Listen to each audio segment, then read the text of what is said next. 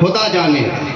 عزیزان ملت، آئیے ہمارا نہایت ہی ادب و احترام کے ساتھ سہیل فلک عزت، برجس آسمان شرافت، نسخہ کیمیاء سعادت، صحیفہ دلائل نبوت، تکمیل ایمان امت، مصطفیٰ جان رحمت، شمع بزم ہدایت کی بارگاہ اقدس میں بڑی عقیدت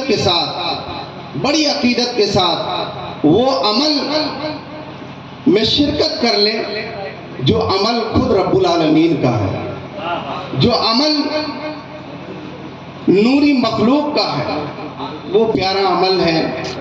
ان اللہ و ملائکتہ یصلون علی النبی یا ایھا الذین آمنوا صلوا علیہ وسلموا تسلیما۔ اللہم صلی علی سیدنا و مولانا محمد بارک وسلم صلاۃ و سلام علیک یا رسول اللہ صلی اللہ تعالی علیہ وسلم۔ فرشتے نہ مرد ہیں نہ عورت ہیں، وہ اللہ تبارک و تعالیٰ کی ایک نوری مخلوق ہے جو عبادت کے لیے پیدا کیے گئے ہیں۔ حضرت عبداللہ بن عمر رضی اللہ تعالیٰ عنہ فرماتے ہیں کہ پوری مخلوقات، ایک روایت میں 18,000 ہے، ایک روایت میں 49,000 اللہ تبارک و تعالیٰ نے مخلوقات پیدا فرمائے۔ اس کے 10 حصے کیجئے، 10 حصے، ان 10 حصوں میں 9 حصے صرف فرشتے ہیں، 9 حصے صرف فرشتے ہیں، اور ایک حصے میں یہ زمین ہے، آسمان ہے، چاند سورج ستارے سب دیکھ رہے ہیں۔ اور ان 9 حصوں کا سب سے پسندیدہ عمل ہے محمد مصطفیٰ صلی علیہ کی بارگاہ میں ہدیہ درود پیش کرنا، سب سے پیارا عمل۔ اس پیارے عمل کو آپ ذرا پھر دہرائیں۔ اللہم صلی علی سیدنا و مولانا محمد بارک وسلم صلاۃ و سلام علیک یا رسول اللہ صلی اللہ تعالی علیہ وسلم۔ تمہید کے چند کلمات: ایمان، نماز، روزہ، حج، زکوٰۃ، یہ 5 ارکان ہیں، یہ 5 ارکان ہیں جو بنیادی حیثیت ہے اسلام کی۔ ان بنیادی حیثیت میں سب سے پہلے نمبر پر جو آتا ہے اس کا نام ہے ایمان۔ پہلے نمبر پر جو آتا ہے کیا نام ہے اس کا؟ ایمان۔ تقریر تو آپ نے ان کی سنی ہے، میں بس گفتگو کر رہا ہوں آپ کے سامنے۔ سب سے پہلی چیز جو ہے وہ کیا ہے؟ ایمان۔ دوسری چیز ہے نماز، روزہ، حج، زکوٰۃ۔ اب ان 5 چیزوں پر ذرا اپنی فکر کو دوڑائیے، اپنی عقل سے سوچئے ذرا اس کو، کہ نماز جب پڑھنے جائیں گے تو کپڑا پاک ہونا چاہیے، زمین پاک ہونا چاہیے، وقت ہونا چاہیے، آپ کو تمام ارکان ادا کرنے آنے چاہیے۔ نیند لگ رہی ہے لیکن فجر میں اٹھ کے نماز پڑھنا چاہیے، تکلیف ہے۔ روزہ، کھانا سامنے حاضر ہوتا، اس کے باوجود ہم کھاتے نہیں ہیں، جسم کو تکلیف ہے۔ زکوٰۃ، مال محنت اور مشقت کے ساتھ کماتے ہیں، اس کے بعد شریعت کا حکم ہے زکوٰۃ ادا کرتے ہیں، تکلیف ہے، مال کی تکلیف ہے۔ حج، جہاں جسم کی بھی تکلیف ہے، مال کی بھی تکلیف ہے۔ آپ دیکھیے ان کا تعلق اعمال سے ہے، ان کا تعلق اعمال سے ہے۔ ان 4 چیزوں کے کرنے میں یا تو جسم کو تکلیف ہے یا تو مال کو تکلیف ہے۔ مال حاصل کرنے کے لیے پہلے جسم کو ہی تکلیف میں مبتلا کرنا پڑتا ہے کہ نہیں؟ یہ 4 چیزیں آپ نے سمجھ لی۔ ان 4 چیزوں کے بعد اب آئیے ذرا ایمان کی بارگاہ میں۔ ایمان، جہاں پر صرف آپ کو اپنی فکر پاکیزہ رکھنی ہے، نہ جسم کو تکلیف ہے نہ مال کو تکلیف ہے، صرف کیا ہے بتائیے؟ صرف اپنی فکر کو خوشبودار رکھنا ہے، اپنی فکر کو پاکیزہ رکھنا ہے۔ کیسا پاکیزہ رکھنا ہے؟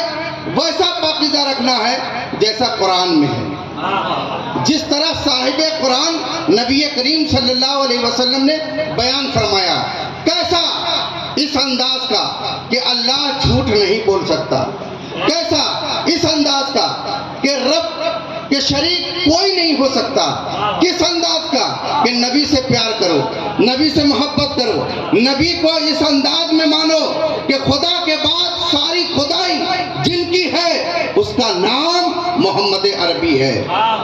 اللہ تبارک و تعالیٰ نے جن کے شان کے بارے میں قرآن میں اعلان فرما دیا مطلق، وَمَا آتَاكُمُ الرَّسُولُ فَخُذُوهُ وَمَا نَهَاكُمْ عَنْهُ فَانْتَهُوا، یہ رسول جو تمہیں دیں وہ لو، جس سے روک دیں اس سے رک جاؤ۔ اپنی فکر کو پاکیزہ رکھنے کا نام ایمان ہے، اور ایمان اسلام کی بنیاد ہے۔ جب یہ بنیاد مضبوط ہوگی تب اعمال مضبوط ہوں گے۔ اعمال میں تکلیف ہی تکلیف، لیکن ایمان میں کوئی تکلیف نہیں ہے۔ اس لیے ایمان کو خوب سوچ کر، صرف اس میں تکلیف ہے اپنی فکر کو، اپنی فکر کو اگر آپ نے ناپاک کر دیا تو نبی کی محبت تیرے دل میں سما نہیں سکتی، اور اگر اپنی فکر کو پاک رکھا تو نبی کی محبت دل میں سمائے گی، اور جب نبی کی محبت دل میں سمائے گی تو خدا تمہارا، خدائی تمہاری، خدا تمہارا، خدائی تمہاری۔ اور اگر یہی ہم نے اپنے آپ کو ختم کر لیا تو پھر نہ خدا ہمارا نہ خدائی ہماری، اور پھر اس کا انجام جہنم، وقودها الناس والحجارہ، جس کا ایندھن پتھر اور لوگ ہوں گے۔ اللہ ہم سب کو اس سے بچائے، ہم سب کو اس سے بچائے۔ تو نبی کریم صلی اللہ تعالیٰ علیہ وآلہ وسلم کی محبت یہی اصل ایمان ہے، یہی اصل ایمان ہے۔ اگر ایمان سلامت تو سب کچھ سلامت، اگر ایمان سلامت نہیں تو سب کچھ سلامت نہیں۔ ایک بات میں، ایک پوائنٹ آپ کے پاس رکھ رہا ہوں۔ آپ کھانا کھاتے ہیں، اگر کوئی انڈا کھا رہے ہیں، انڈا سڑا ہوا ہو، گوشت کھا رہے ہیں، گوشت سڑا ہوا ہو، دال شامل کیا، دال صحیح نہ ہو، چاول خراب ہو گیا ہو، تو کیا وہ کھانا پسند کریں گے؟ کھانا جب ہم کھاتے ہیں، جہاں ہم سونا چاہتے ہیں، جہاں ہم رہنا چاہتے ہیں، ہم یہ چاہتے ہیں کہ ہمارا محل اچھا ہو، ہم یہ چاہتے ہیں کہ ہم جو کھائیں وہ پاک ہو، ہم جو برتنا چاہتے ہیں اس کے لیے یہ چاہتے ہیں کہ سب صحیح ہے۔ لیکن جب اسلام کی بات آتی ہے، ارے نماز تو یہ بھی پڑھتا ہے، چلو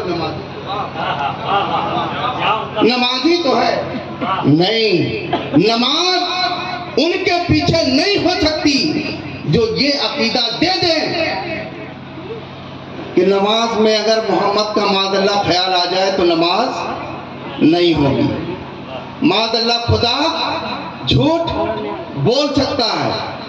ایسے عقیدے کے پیچھے اگر آپ چلے تو وہیں آپ نے ایمان سے اترنے کا سامان بنا لیا، اور جب یہاں ایمان سے اتر گئے تو پھر آپ کی نمازیں نہ رہی، روزے نہ رہے، حج نہ رہا، زکوٰۃ ادا کیا ہوا سب اکارت گئے۔ اور اگر آپ نے ایمان سلامت کر لیا، نماز ایک وقت کی نہیں، روزے ایک وقت کے نہیں، حج نہیں، زکوٰۃ نہیں۔ صحابی رسول کی بہت سی سیرتیں یہ بتاتی ہے، رسول اللہ کو دیکھا، ایمان لائے، جہاد میں شریک ہوئے، نماز کا بھی وقت نہ ملا، روزے کا وقت نہ ملا، حج کا وقت نہ ملا، زکوٰۃ ادا کرنے کا وقت نہ ملا، شہید ہو گئے۔ رسول اللہ سے پوچھا گیا، یا رسول اللہ عمل نہ کیا تھا کوئی لیکن وہ تو شہید ہو گیا۔ اللہ کے رسول صلی اللہ علیہ وسلم نے ارشاد فرمایا، وہ جنتی ہے۔ کس چیز نے جنتی بنا دی؟ صرف فکر کی پاکیزگی نے، صرف فکر کی پاکیزگی نے۔ اور سن لو، جن کی فکر پاک ہوتی ہے ان کا ہی نماز ہے، ان کا ہی حج ہے، ان کی ہی زکوٰۃ ہے، اور جن کی فکر پاکیزہ نہیں ان کا کچھ بھی نہیں، ان کا کچھ بھی نہیں۔ اب صحابہ کرام، تابعین اعظام، محدثین اعظام، مجتہدین کرام، اولیاء اعظام نے تسلسل کے ساتھ جس بات کو ہم تک لا کر پہنچایا ہے وہ پہنچایا ہے ایمان کی پختگی، ایمان کی پختگی۔ اسی کے لیے حضرت تاج الشریعہ نے ارشاد فرمایا تھا، داغ عشق نبی قبر میں لے چلو، داغ عشق نبی قبر میں لے چلو، ہے چراغ لہد روشنی کے لیے۔ اگر عشق نبی کا داغ ہے دل میں تو سب کامیاب، اور اگر وہ نہیں ہے تو کوئی کامیاب نہیں۔ اب ذرا آئیے ہندوستان میں اسلام کس نے پھیلایا؟ سلطان الہند خواجہ غریب نواز علیہ رحمۃ اللہ۔ کس نے پھیلایا؟ کیا خواجہ کی فکر میں یہ ہے کہ نماز میں اگر رسول اللہ کا خیال آ جائے تو نماز نہیں ہوگی؟ کیا مشن خواجہ میں یہ ہے کہ رسول اللہ کو غیب کا علم نہیں ہے؟ معاذ اللہ رب العالمین۔ میں اچٹتی ہوئی گفتگو کر رہا ہوں، تفصیل تو حضرت فرمائیں گے۔ خواجہ نے جو مشن دیا، بختیار کاکی نے جو مشن دیا، سلطان شمس الدین التمش نے جو مشن دیا، سلطان اورنگزیب عالمگیر نے جو مشن دیا، صابر پاک نے جو مشن دیا، مخدوم کچھوچھا نے جو مشن دیا، مخدوم بہار نے جو مشن دیا، حاجی وارث پاک نے جو مشن دیا، یہ تمام بزرگان دین نے جس پاکیزہ فکر کو پھیلایا ہے وہ ہے نبی کی محبت، نبی کی محبت۔ اگر نبی کی محبت سلامت ہے تو سب کچھ سلامت ہے۔ اور اہل سنت والجماعت کے جو معمولات ہیں، جیسے میلاد کرنا، جیسے بزرگوں کی بارگاہ میں ادب سے حاضری دینا، جیسے نبی کریم صلی اللہ علیہ وسلم کو پوری کائنات سے سب سے زیادہ چاہنا اور ماننا، یہ فکر جنہوں نے دی ہے، اس فکر کو پھیلایا جنہوں نے، اس کا نام سلطان الہند غریب نواز ہے۔ کیا میں آپ سے پوچھنا چاہتا ہوں، حضرت غریب نواز کے دور میں کوئی وہابی لا کر مجھے دکھا دے، کوئی وہابی لا کر دکھا دے۔ اعلیٰ حضرت تو 100 سال ہوئے وصال کو، خانوادہ رضا کی خدمات کو لے لیں گے 100-200 سال، اس پر گفتگو ابھی ہوگی۔ لیکن اب آپ بتا دو، خواجہ کے دور میں کوئی وہابی ہے؟ خواجہ کے دور میں کوئی دیوبندی؟ خواجہ کے دور میں کوئی غیر مقلد؟ خواجہ کے دور میں کوئی سلفی؟ خواجہ کے دور میں کوئی چکڑالوی؟ خواجہ کے دور میں کوئی اہل قرآن؟ یہ سارے فتنے بعد کے ایجاد ہیں، اور جس نے ہم کو اسلام لا کر دیا اس کا نام کیا ہے؟ سلطان الہند غریب نواز۔ سلطان الہند غریب نواز کے مشن پر رہنا چاہتے ہو یا ان کے مشن سے ہٹنا چاہتے ہو؟ آپ بتا دو، کس کے مشن پر رہنا ہے؟ کس کے مشن پر رہنا ہے؟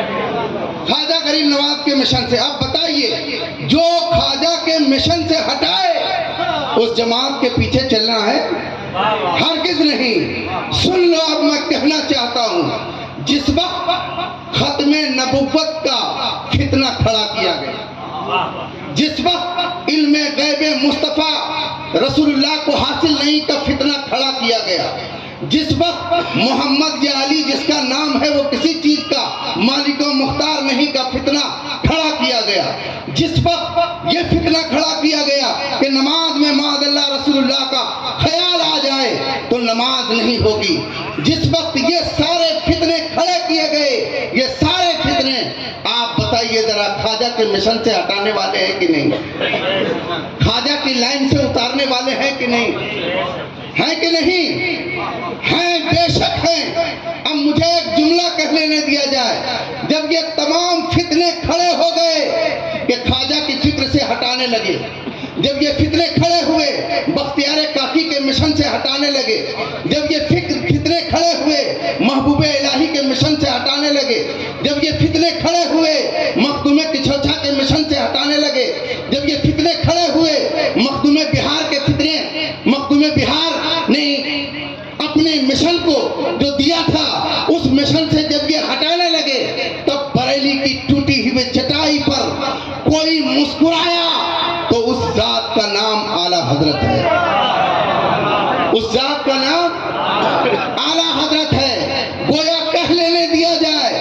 جو ख्वाजा ने फैलाया था, जो ख्वाजा ने फैलाया था, उनके खलीफा ने फैलाया था, जब उन पर डाका डाला जाने लगा, इस्लाम की रूह को मिटाया जाने लगा, तो बरेली के ताजदार ने उठकर अपने सीने को आगे किया और ये कहकर ऐलान कर दिया, सुन लो ऐ फितनो, तुम एक तरफ ख्वाजा की करामत एक तरफ, गौस की करामत एक तरफ, बख्तियार की करामत एक तरफ, महबूब इलाही की करामत एक तरफ, मखदूम किछोछा की करामत एक तरफ, मखदूम बिहार की करामत एक तरफ, साबिर पाक की करामत एक तरफ।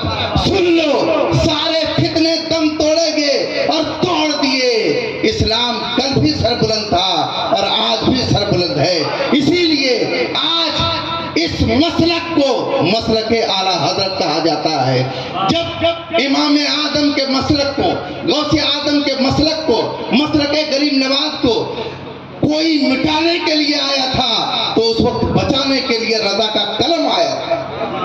इस रजा के कलम ने चलकर तमाम फितनों को मिटाकर इमाम अहले सुन्नत आला हजरत फाजिल बरेलवी ने सहाबा का दौर याद दिला दिया, ताबईन का दौर याद दिला दिया, गौसे आजम का दौर याद दिला दिया। इसीलिए खानबादे रज़विया की खिदमत को मुत्तहिदा हिंदुस्तान न कल भुला सका है, न आज भुला सकेगा, न कल भुला सका, न आज भुला सकेगा। मैं एक बात पॉइंट की कहकर आपके सामने इस गुफ्तगू को आगे बढ़ाना चाहता हूँ। कुरान अज़ीम में 4 जगह पर, कितनी जगह पर? 4 जगह पर हमारे और आपके प्यारे आका जनाब मोहम्मद रसूलुल्लाह सल्लल्लाहु ताला अलैहि वसल्लम का साफ साफ नाम आया, साफ साफ नाम आया है। तफसील में जाने का मौका नहीं, फातिहे में बहुत मर्तबा आपने सुना होगा, मा काना मोहम्मद अबा अहदिन, सुना है कि नहीं सुना है? अल्लामा नोमान साहब हैं, मुफ्ती मिसबाह साहब हैं, मुफ्ती नवेद साहब हैं, उलमा बैठे हैं। आप भी जानते हैं जब नमाज के लिए आप खड़े होते हैं तो सबसे पहले सला के बाद क्या पढ़ते हैं? सूरह फातिहा। सूरह फातिहा पढ़ते हैं कि नहीं पढ़ते? इसके बाद क्या हुक्म है कि एक बड़ी आयत या छोटी आयत 3 कम से कम पढ़ो, फिर रुकू में, है कि नहीं? अगर इसके बगैर नमाज पढ़ोगे नमाज होगी? नमाज पढ़ोगे नमाज होगी? आप बताइए जरा, इसको दिल में बिठाइए। अब पूछिए हजरत से, हजरत इमाम साहब हैं, फैजुल बारी की मस्जिद में थे, सूरह फातिहा के बाद इमाम साहब ने मा काना मोहम्मद अबा अहदिन पढ़ा। तो इसमें सरकार का ख्याल छोड़ दो, सरकार का तो नाम है, ख्याल छोड़ दीजिए, सरकार का तो साफ साफ नाम है। अब कोई इन बदबख्तों से पूछे कि अगर इमाम ने इस आयत की तिलावत करके नमाज पढ़ा दी, नमाज होगी कि नहीं होगी? नमाज होगी कि नहीं होगी? तो पूरा हिंदुस्तान, पूरी कायनात, चाहे जिस फिरके का हो, फतवा यही देगा नमाज हो जाएगी। वहीं पर गिरबान पकड़ लीजिए, कमबख्त, तुमने ये अकीदा क्यों फैलाया कि नमाज में अगर रसूलुल्लाह का मादल्ला ख्याल आ जाए तो नमाज नहीं होगी? रसूलुल्लाह, बल्कि और ज़्यादा तो मैं नकल नहीं करना चाहता, और ज़्यादा नकल नहीं करना चाहता कि रसूलुल्लाह के ख्याल आने से बेहतर है कि किस किस ख्याल में डूब जाए। ये उनकी नमाज है जो सूअर गधे के ख्याल में डूब जाए। हमारी नमाज तो रसूलुल्लाह की मोहब्बत में डूब जाती है। बल्कि मसलके आला हजरत यह है कि जिस नमाज में रसूलुल्लाह का ख्याल ना आए वो नमाज नमाज ही नहीं। जिस नमाज में रसूलुल्लाह की मोहब्बत हो, ख्याल आए, वही नमाज आशिकों की नमाज है। और जिसमें न ख्याल आए वो, ये कैसी नमाज पढ़ते हैं? तहियात जो कादे अखीरा है, दुरूद शरीफ पढ़ते हैं कि नहीं? वहाँ तो रसूलुल्लाह सल्लल्लाहु अलैहि वसल्लम या अय्युहन नबी कौन, और या अय्युहन नबी के बाद कभी सूरह अत्तहियात के बारे में हजरत से पूछिएगा कि उसमें क्या बरकतें हैं। अत्तहियात में तो रसूलुल्लाह को छोड़ दीजिए, एक गुनाहगार बंदे तक का ख्याल आता है। अलैना का लफ्ज है जिसमें हम सब हैं। अल्लाह तबारक व तआला ने जो रसूलुल्लाह का ہو جائے، ان کی پیار دل میں بسا لے۔ اللہ تبارک و تعالیٰ نے نماز میں سمیٹ کر ان کو بھی رکھ دیا، ہم جیسے گناہگاروں کو بھی۔ تو نماز میں تو خیال کہہ رہے ہو، یہاں تو صاف صاف نام ذکر ہو رہا، ما کان محمد۔ نماز ہوگی کہ نہیں ہوگی بتائیے، ہوگی کہ نہیں؟ اب سنیے، جو لوگ یہ کہتے ہیں کھانا کھاؤ تو بھوک جانچ کر، سونا ہے تو بستر صاف کر کے، لیکن نماز پڑھنی ہے تو عقیدہ نہیں چھاننا، شادی کرنی ہے تو عقیدہ نہیں چھاننا، دعوتیں کھانی ہے تو عقیدہ نہیں چھاننا، میل ملاقات کرنا ہے تو عقیدہ نہیں چھاننا۔ سنو، اس کائنات میں اگر صدیق اکبر، فاروق اعظم، عثمان غنی، مولائے کائنات امام حسن، امام حسین کے نقش قدم پر رہنا چاہتے ہو تو اس نقش قدم کا نام مسلک اعلیٰ حضرت ہے۔ اس نقش قدم کا نام مسلک اعلیٰ حضرت ہے۔ مسلک اعلیٰ حضرت کہتے ہیں کہ یہ لوگ جہاں جاتے ہیں یہی سب کہتے ہیں، جو برائی تمہاری ظاہر کر دے وہ برا ہے، اور تمہاری برائی نہیں۔ ہم کہتے ہیں کہ تم نے یہ بدبودار عقیدہ پھیلایا کہ ہم کو رد کرنے کی ضرورت پیش آئی۔ یہی ہمارا نوجوان طبقہ ایک بدبخت کا بڑا فین تھا جس کا نام ہے ذاکر نائک۔ ارے وہ تو ایسا ہے، جو سوال کرے وہ جواب دے دیتا ہے، جو سوال کرے وہ جواب دے دیتا ہے۔ یوٹیوب پر شاید آج بھی اس کی آواز پڑی ہے۔ اس کمبخت نے یہ کہا تھا کہ معاذ اللہ آج کی ڈیٹ میں محمد رسول اللہ کی ضرورت نہیں۔ آپ بتائیے کہ ایسے فرقے والے چاہے لاکھ نماز پڑھیں، روزے رکھیں، کلمے پڑھیں، وہ ہمارا اور تمہارا ہو سکتا ہے؟ ہرگز نہیں ہو سکتا ہے۔ کل بھی وہ تمہارا دشمن تھا، آج بھی تمہارا دشمن ہے۔ تم اسی لیے اللہ تبارک و تعالیٰ نے عقیدے میں کوئی تکلیف نہیں رکھی، صرف یہ حکم دیا کہ عقیدہ خوشبودار رکھو، عقیدہ پاکیزہ رکھو، عقیدہ ایسی ہوائیں نہ لگنے دو۔ اگر ایسی ہواؤں سے محفوظ رہنا ہے تو مسلک اعلیٰ حضرت کا لیبل تجھے لگانا پڑے گا، اور جہاں پر یہ داغ لگ جاتا ہے مسلک اعلیٰ حضرت کا، وہاں دیوبندی آتا ہے کہتا ہے ارے بھائی یہاں چلو، وہابی آتا ہے کہتا ہے ارے ادھر تو رضا ہے، ادھر تو رضا ہے، یہاں سے چلو، یہاں دال گلنے والی نہیں ہے۔ تو اے میرے عزیزو، میں نے ایک بات کہی ہے، اسلام جس نے ہمیں لا کر دیا وہ خواجہ غریب نواز، اور جس نے اسلام کو بچا کر رکھ کر ہمیں دیا وہ سیدنا اعلیٰ حضرت۔ اس لیے نہ ہم خواجہ غریب نواز کو چھوڑ سکتے ہیں نہ اعلیٰ حضرت کو چھوڑ سکتے ہیں۔ جہاں یہ دونوں آ کر مل جاتے ہیں وہیں غوث اعظم کا سایہ آ جاتا ہے، اور جو غوث اعظم کے سائے میں آ جاتا ہے رسول اللہ اس کے ہیں، رسول اللہ اس کے ہیں، اور رسول اللہ جس کے ہو گئے پھر کیا پوچھنا ہے؟ رسول اللہ جس کے ہو گئے پھر کیا پوچھنا ہے؟ سنیے، فروغ اسلام میں خانواد رضویہ کا کردار۔ اس خانواد رضویہ میں امام اہل سنت اعلیٰ حضرت فاضل بریلوی کی شخصیت پر میں نے ریسرچ کیا ہے، پی ایچ ڈی کی ڈگری حاصل کی ہے، اور ان کے ایک ایک گوشے کو اجاگر میں نے کیا ہے۔ انشاءاللہ جلدی ہی کتاب بھی منظر عام پر آئے گی۔ امام اہل سنت اعلیٰ حضرت فاضل بریلوی کے خانوادے میں 8 انبیاء کرام آتے ہیں۔ کتنے انبیاء کرام؟ 8 انبیاء کرام۔ ان میں جو مشہور ذکر کر رہا ہوں، ایک یہ کہ ملک طالوت جنہوں نے اپنی سلطنت حضرت سیدنا داؤد علیہ نبی علیہ الصلوۃ والتسلیم کو سپرد فرمائی، جس کا ذکر قرآن حکیم میں ہے۔ اپنی سلطنت، ملک طالوت یہ کفار سے لڑتے ہوئے شہید ہو گئے۔ آپ کی 2 بیوی حاملہ تھی، جن سے ایک ارمیہ اور ایک ارخیہ پیدا ہوئی، اور ارمیہ سے ایک صاحبزادے افغانہ پیدا ہوئے۔ یہ افغانہ جس سے ملک افغان آباد ہو۔ اعلیٰ حضرت رضی اللہ تعالیٰ عنہ کا سلسلہ نسب افغان سے ہی ملتا ہے۔ اسی خاندان میں ایک شخص قیس نامی پیدا ہوئے جن کو اسلام کی دعوت حضرت خالد بن ولید رضی اللہ تعالیٰ عنہ نے دی۔ حضرت قیس بارگاہ رسالت میں حاضر ہوئے، اسلام لائے۔ اللہ کے رسول نے آپ کا نام عبد الرشید رکھا۔ کیا نام رکھا؟ عبد الرشید۔ اور عبد الرشید کا نکاح حضرت خالد بن ولید کی صاحبزادی سے۔ تو اعلیٰ حضرت رضی اللہ تعالیٰ عنہ اسی قیس عبد الرشید کی نسل پاک میں، اور اسی دور سے یہ سلسلہ چلتا آ رہا ہے۔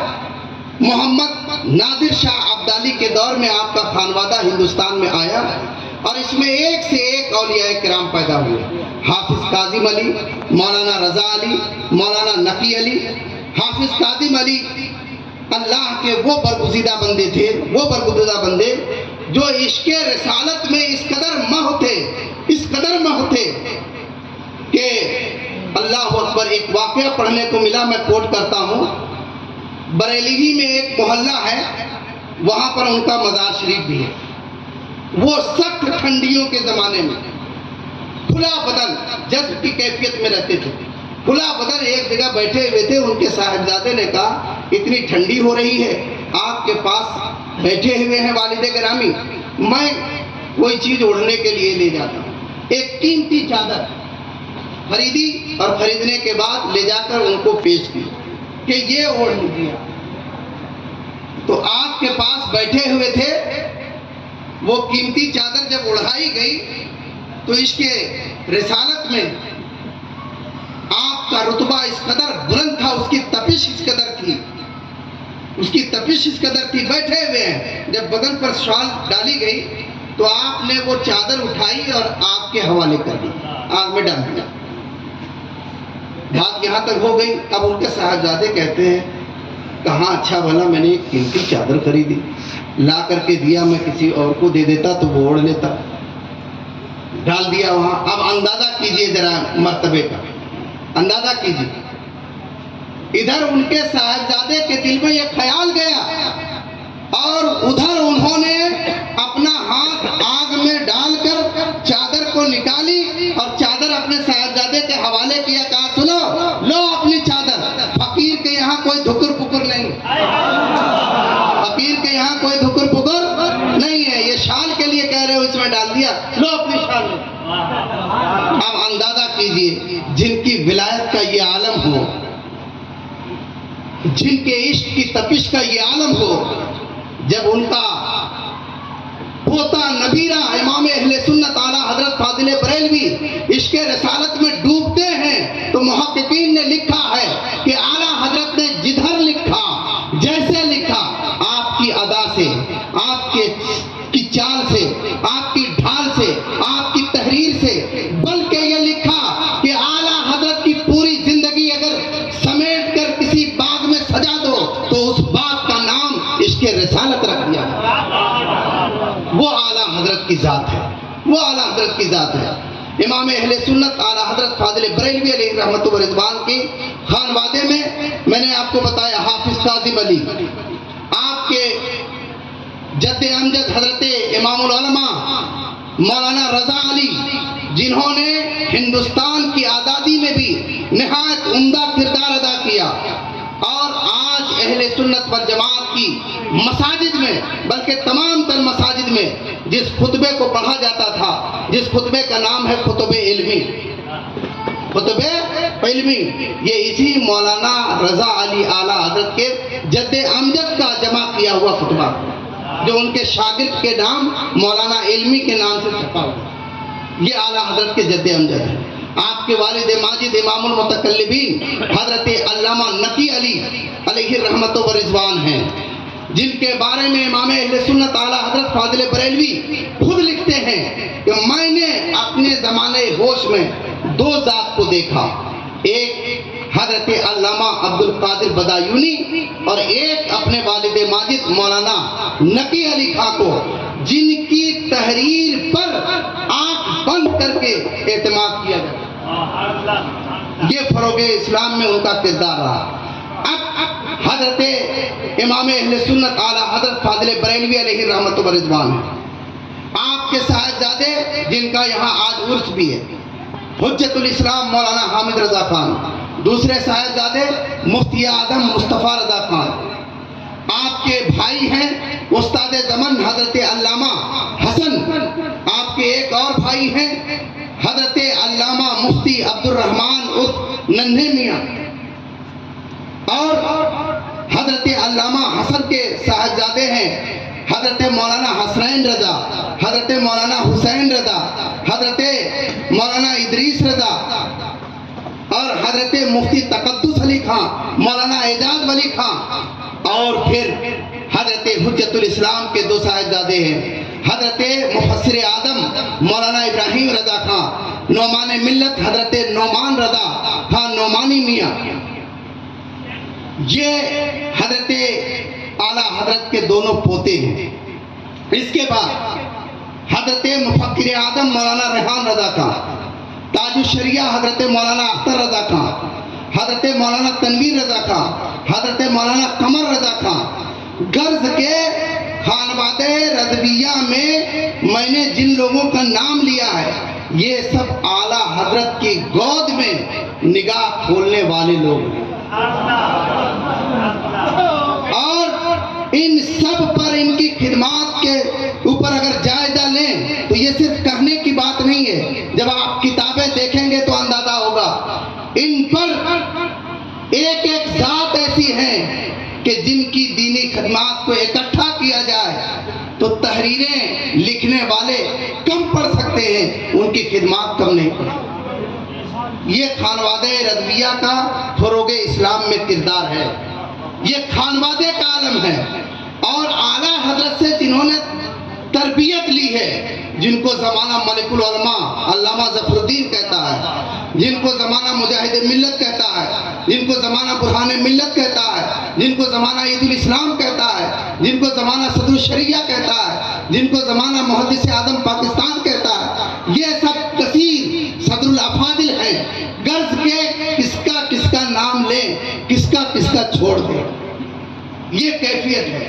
بلکہ میں یہ کہنے میں حق بجانب ہوں کہ سلطان الہند غریب نواز علیہ رحمت و رضوان اور ان کے خلفاء کے خلفاء ان کے تلامذہ نے اسلام کو چہار جانب پھیلایا اور اسلام کو تمام فتنوں سے جسے بچایا وہ خانوادہ رضا اور اعلیٰ حضرت کے تربیت یافتہ خلفاء اور تلامذہ کا کام تھا. اس لیے خانوادہ رضا اسی لیے مسلک اعلیٰ حضرت کا نعرہ لگایا جاتا. اور یہاں یہ زمین جو ہے وقار ملت کی ہے نا، یہاں نام رکھا گیا ہے امام اعظم و مسلک اعلیٰ حضرت کانفرنس، تاکہ یہ سمجھ لے جو امام اعظم کا مسلک ہے اسی کو تعارف کے لیے مسلک اعلیٰ حضرت کہا جاتا ہے. مسلک اعلیٰ حضرت کہا جاتا ہے. حضرت سیدنا حجت الاسلام حامد رضا خان علیہ رحمت و رضوان اعلیٰ حضرت رضی اللہ تعالیٰ عنہ کے وہ صاحبزادے گرامی ہیں جن کے حسن کا یہ عالم تھا کہ جب آپ زیب و زینت سنوار کر گلیوں سے گزر جاتے تھے تو کفر میں زلزلہ طاری ہو جاتا تھا. چنانچہ بنارس کی دھرتی کی تاریخ لے لیجئے، بریلی کی دھرتی کی تاریخ لے لیجئے، یہ تاریخ گواہ ہے، تفصیل کا موقع نہیں. حجت الاسلام کے حسن کو جب دیکھا تھا بنارس کی گلی میں تو ایک پنڈت نے آ کر کہا تھا، ارے یہ خوبصورت حسین چہرے والا کون ہے، ذرا نام. زمانے نے کہا تھا ان کا نام ہے جو مصطفیٰ کی دین کا پہرے دار اور سپاہی ہے، اسے دنیا حجت الاسلام حامد رضا کہتی ہے. تو پنڈت نے بنارس کی گلیوں میں برملا اعلان کیا تھا، ارے سنو، جب مولانا اور ان کے غلام کے حسن کا یہ عالم ہے، مدینے والے کے حسن کا عالم کیا ہے. قدموں پر جا کر گرا اور یہ کہا ہے مولانا ذرا کلمہ پڑھا کر مجھے بھی مصطفیٰ کا غلام بنا. تو جن کی صورت کا یہ عالم ہو ان کی ہنر کا عالم کیا، یہ کیفیت سے باہر ہے. بیان سے باہر ہے.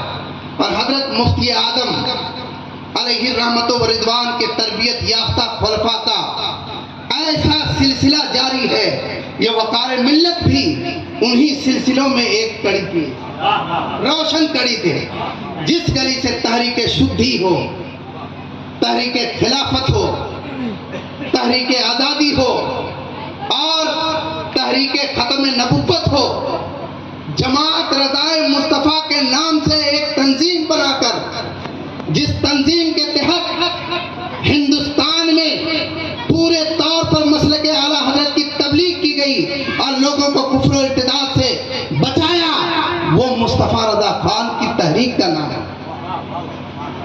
یہ حضرت امام اہل سنت اعلیٰ حضرت فاضل بریلوی علیہ رحمت و رضوان کے خانوادے کا ذکر ایک ایک شخصیت پر, آپ کو زیادہ نہیں, میں اپنے استاد گرامی قطب دورہ غوث زمان حضرت تاج الشریعہ علیہ رحمت و رضوان کا دور ابھی گیا نہیں ہے.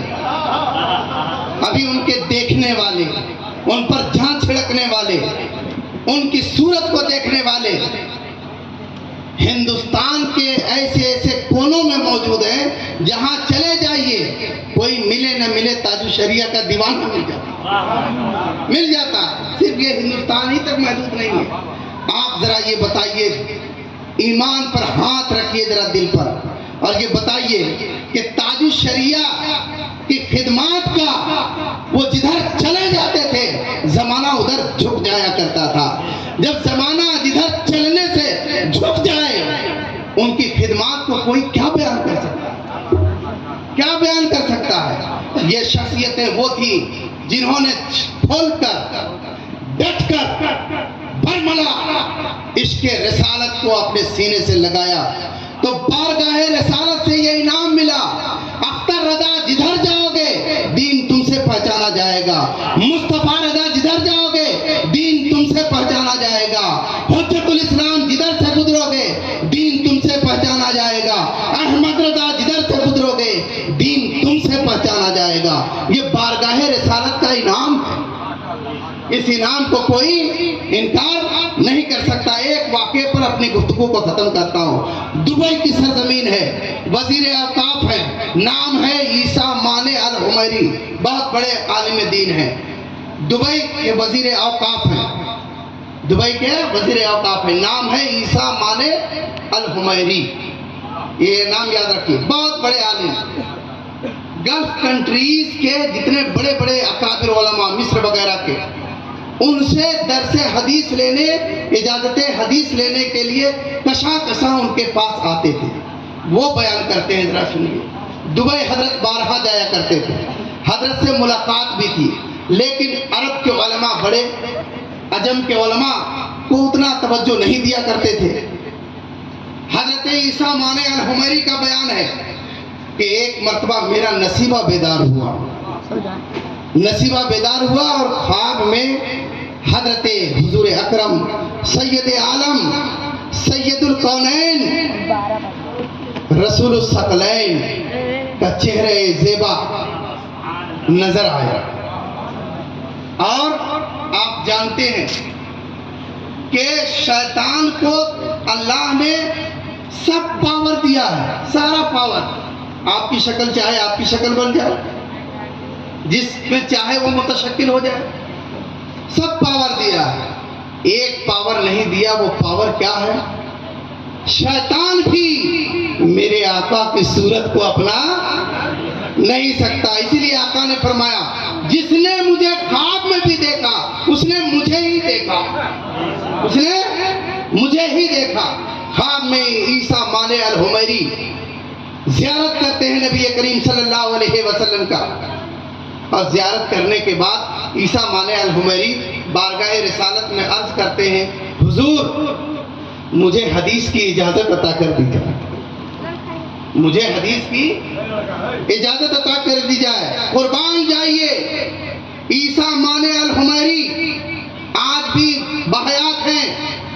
کہتے ہیں کہ اللہ کے رسول صلی اللہ علیہ وسلم نے حضرت تاج الشریعہ کی صورت کی طرف اشارہ کیا اور یہ کہا عیسیٰ مانے اگر تجھے اجازت حدیث ہم سے لینی ہو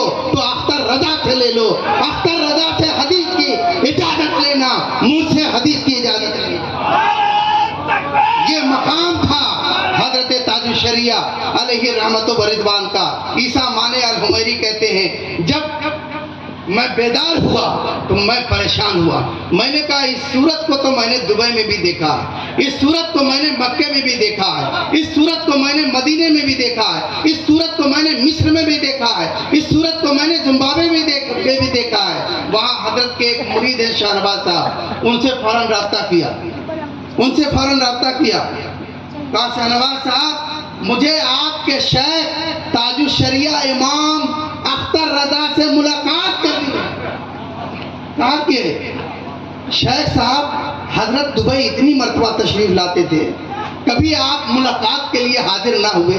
آج کیا معاملہ ہے کہ آج فون کر کے کہتے ہیں کہ مجھے امام اختر رضا سے ملاقات کرنی ہے, آج کیا معاملہ ہے؟ کہا شاہنواز بھائی میں نے سرکار دو عالم صلی اللہ علیہ وسلم کو خواب میں دیکھا اور میں نے حدیث کی اجازت چاہی, تو خدا کی قسم اللہ کے رسول نے جس صورت کی طرف اشارہ کر کے مجھے کہا حدیث کی اجازت ان سے لے لو, وہ کوئی اور نہیں بلکہ تمہارے شیخ تاج الشریعہ امام اختر رضا ہے. اس لیے مجھے ان سے ملاقات کرنی ہے, مجھے جانا ہے. حضرت تاج الشریعہ علیہ رحمت و رضوان کچھ ہی دنوں کے بعد دبئی جانے والے تھے. شاہنواز بھائی نے کہا حضرت تشریف لانے والے ہیں. جب حضرت دبئی تشریف لے گئے, عیسیٰ مانے الحمیری مجلس میں حاضر ہوئے, قدم بوسی کی, دست بوسی کی اور پیشانی مبارک کو چوم کر کہا حضور جو ذات اس دور میں مقبول بارگاہ رسالت ہے وہ کوئی اور نہیں, وہ ہندوستان کا اعلیٰ حضرت کا پوتا تاج الشریعہ امام اختر رضا ہے. مجھے اپنی غلامی میں داخل کر کے اجازت حدیث عطا فرما دیجیے. یہ ذات تھی خانوادہ رضا کے ان بزرگوں کی.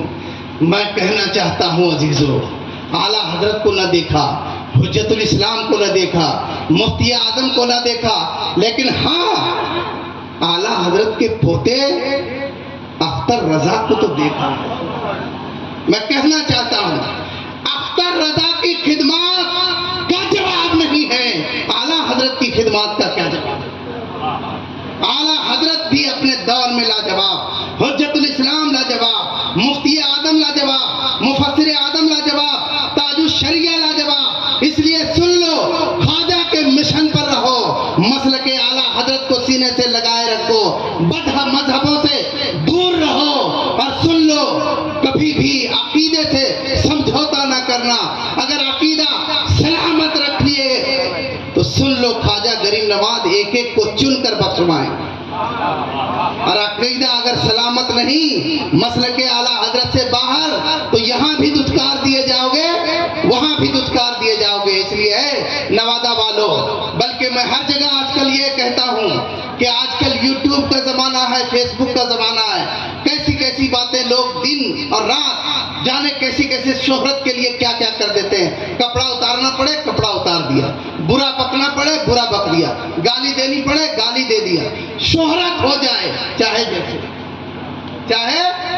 جیسے اپنے آپ کو خواجہ کے مشن سے, اس رسی سے, اس فکر سے دور نہ ہونا.